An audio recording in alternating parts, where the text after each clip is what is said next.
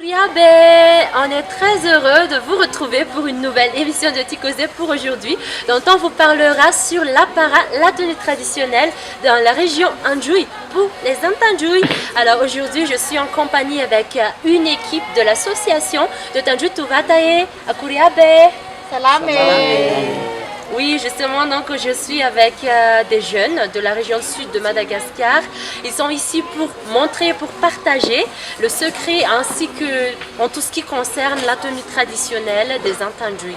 Voilà, symbole de noblesse, mais bien encore un code pour savoir l'origine des gens à Madagascar. On a cette richesse culturelle partout dans l'île, pas seulement dans la région Anjouy, mais bien également partout dans l'île. Alors on va parler de la tenue masculine pour le moment avec Madame Rouva, c'est elle qui va nous parler plus. Merci Malala. Nous avons là donc deux jeunes Atandjouy en tenue d'apparat pour les grands événements. Je voudrais préciser que quotidiennement, ils ne s'habillent pas comme ça, mais seulement pour les grands événements comme les Savate, ou bien Havouria, ou bien Fagalamad. Et bien là, nous avons là le premier jeune homme. D'abord, ce qu'il porte sur la tête là, c'est ce qu'on appelle le chatouburi. C'est des chapeaux typiques de l'Anjouy. Et là, ce sont des ravaqués qui contiennent des raisons. Et là, c'est ce qu'on appelle les saravis. Les saravis, ça sert en même temps d'apparat, mais aussi ça peut couvrir quand on a froid quelquefois. Et là, les Antanjouy, ils mettent ce qu'on appelle sukuti. Sukuti, c'est-à-dire que c'est une sorte de cache-sexe pour les garçons. Et ils mettent tout ça parce qu'ils font beaucoup de mouvements dans la vie, donc ils sont plus à l'aise comme ça. Et les jeunes garçons Antanjouy portent toujours des bijoux en argent. Ici, nous avons ce qu'on appelle le bango-bango.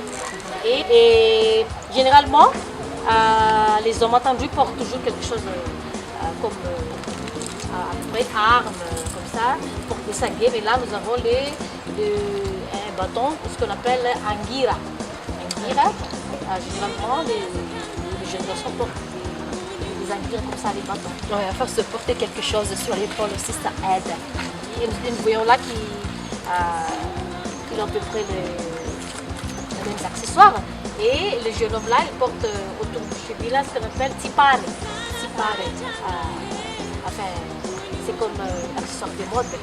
Pour les danseurs, il y a les danseurs, et il y a aussi des sortes de tipare pour les pratiquants du linga. Et comme nous voyons là, les garçons, ils n'ont pas les para parce que le jeune homme là, il a ce qu'on appelle fela. Fela, c'est comme des bijoux. Et là, la coiffure là, on appelle ça kiburi mihumaki. Ces petites perles là, ça signifie que le jeune homme est encore en quête de l'âme sœur, d'une épouse. Ah oui. Donc les jeunes filles remarquent tout de suite que cet homme là, il n'est pas encore marié. Oui, il est encore célibataire. Oui, voilà. Ah oui, voilà. Donc, pour dire, dans la tenue traditionnelle masculine des Antanjouy, on a toujours le chapeau en forme de bosse de zébu, puisqu'ils sont grands éleveurs de zébu, avec tout ce qui est accessoire, hein, c'est toujours coloré pour dire qu'on est aussi dans le pays tropical. On aime la couleur, on adore, ça donne aussi la joie de vivre. Mais après, chaque détail dans le corps, ça a toujours une signification, ça a toujours... un signe, je veux dire, un signe, ça signifie quelque chose. Et voilà, donc ils se partent toujours avec des couleurs, mais surtout l'écharpe, ça doit être en soie, c'est ça? C'est fabriqué en soie sauvage. Évidemment, parce que ça coûte cher. Les sarages sont toujours en soie sauvage, voilà. Bien encore plus que les hommes, les femmes Antanjouy, on les reconnaît facilement avec leur tenue qui est très élégante. Elles se vêtent traditionnellement là avec nous, de tête jusqu'aux pieds.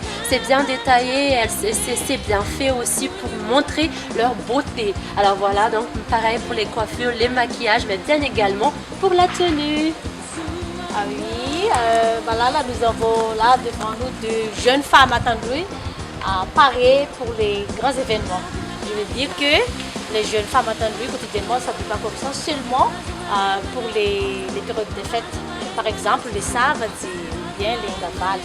Et bien là, nous pouvons voir la coiffure là que nous voyons là, ça s'appelle Dukuduk. Les Dukuduk, c'est une coiffure destinée pour toutes les femmes, pour tous âges à la Tandoui. Et c'est spécial pour les grandes fêtes. Et ce qu'elle a sur le front, ce qu'elle appelle Massoin, c'est-à-dire que c'est le symbole du soleil. Pour du soleil. Généralement, les jeunes filles attendues mettent des boucles d'oreilles de toutes sortes, de préférence en argent. Et là, c'est le collier, évidemment. Ce qu'elle met là, ce qu'on appelle l'ambafiraki. C'est une sorte de panne fabriquée en soie sauvage. Et comme tous les hommes aussi, les femmes peuvent mettre des sandales qu'on appelle hana. Les hana, c'est fait en pot de début. Oui, en pot de début. Parce que nous sommes des experts en panerie, à l'art de fabriquer, puis les cuir et le pot. Et là aussi ce qu'on appelle tipare. Donc c'est pareil pour les jeunes hommes, les jeunes filles, qui sont des artistes, des danseurs qui mettent les tipare. Alors moi, voilà.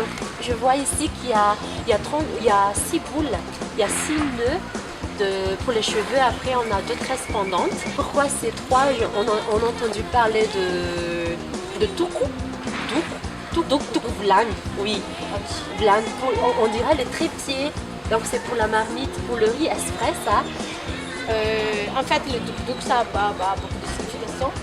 Mais quelquefois, quand il y a les savati, c'est-à-dire la circoncision des garçons, alors on laisse prendre la graisse comme ça.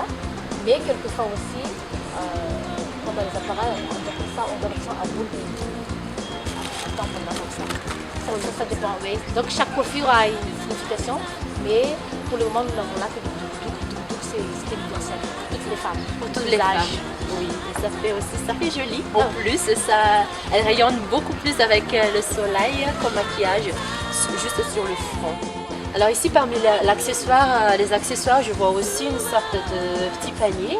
Est-ce que c'est toujours comme ça pour les femmes? Oui, ça s'appelle raketi. C'est-à-dire que c'est comme une sorte de sac, comme toutes les femmes modernes portent maintenant. Au niveau du tout, il y a rien dedans. Un peu, c'est comme un fourre-tout. Et ce que nous voyons là, ce sont les tenues de base pour les femmes attendues. Mais chacun a des accessoires très variés selon ses propres styles. Par exemple, vous avez là un collier en coquillage qui s'appelle androuve. Ou ce qu'on appelle voitier. Les voitiers, ça c'est fabriqué en timarumana. Mais quand il s'agit du rang social plus élevé, on met du voitier fabriqué entièrement en argent. Comme couronne. C'est pourquoi je vous dis que chaque accessoire met la personne qui la porte à ses propres rang social. Donc je pense qu'on a tout compris sur la tenue traditionnelle, de tête jusqu'aux pieds. Madame Roux nous a bien expliqué tout sur l'apparat, la tenue traditionnelle des Intandjoui. Pendant les grands jours, on repère facilement les Intandjoui puisqu'on les reconnaît avec les tenues traditionnelles, tant pour les hommes que pour les femmes. Voilà pourquoi c'est même la vocation de l'association Tanju Tuvata est de garder, de préserver encore cette tradition. Et ils sont fiers de ça. Donc là, on voit que la tenue dans les gens portent généralement pendant les jours festifs, mais bien également pour la vie quotidienne. Ils se parlent d'une autre manière, d'une autre façon. Donc on était avec ces jeunes entendus, on est très ravis. On a adoré l'émission d'aujourd'hui dont on a parlé de fashion. Donc tout en pensant et en souhaitant que pour la prochaine fois on aura encore de très belles occasions pour parler plus sur les coiffures, pourquoi pas aussi pour les accessoires. Donc on vous promet pour une nouvelle émission de Tikosé pour la prochaine fois. C'est ainsi donc que s'achève notre émission et on vous dit Veluma bien.